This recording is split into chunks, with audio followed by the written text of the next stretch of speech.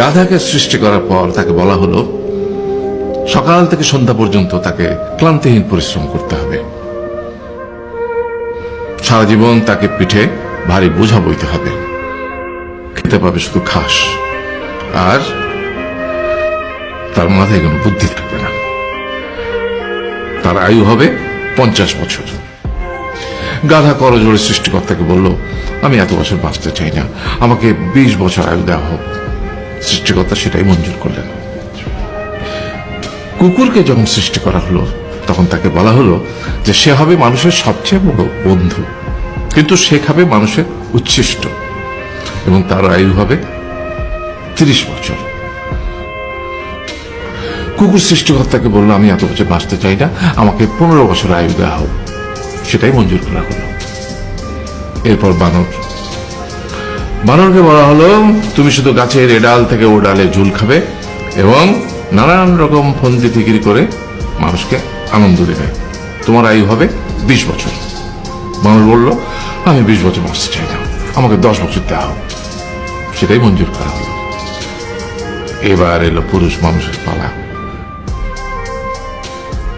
তাকে বলা হলো যে তুমি হলে প্রাণীগুলোর মধ্যে সবচেয়ে বিচক্ষণ এবং বুদ্ধিমান, সেই জন্য তোমাকে প্রাণীদের শিরোমণি করা হলো এবং তোমার আয়ু হবে 20 বছর।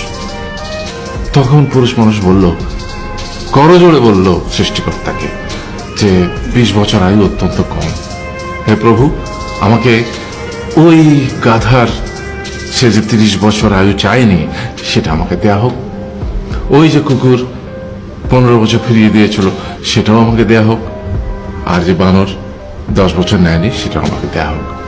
20 বছর অত্যন্ত কম, আমি দীর্ঘদিন বাঁচতে চাই। সৃষ্টিকর্তা সেটাও মঞ্জুর করলেন। তারপর কি হলো?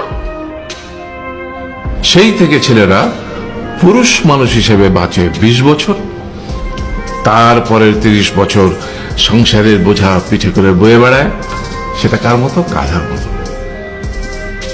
তারপরের 15 বছর সে তার ছেলে মেয়েরা যা দেয় সেই রকম ঠিক কুকুরের মতো উচ্ছিষ্ট খেয়ে বাঁচে।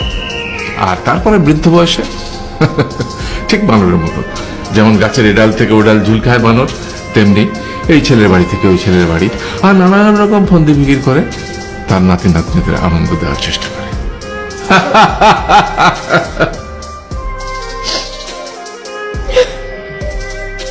আরে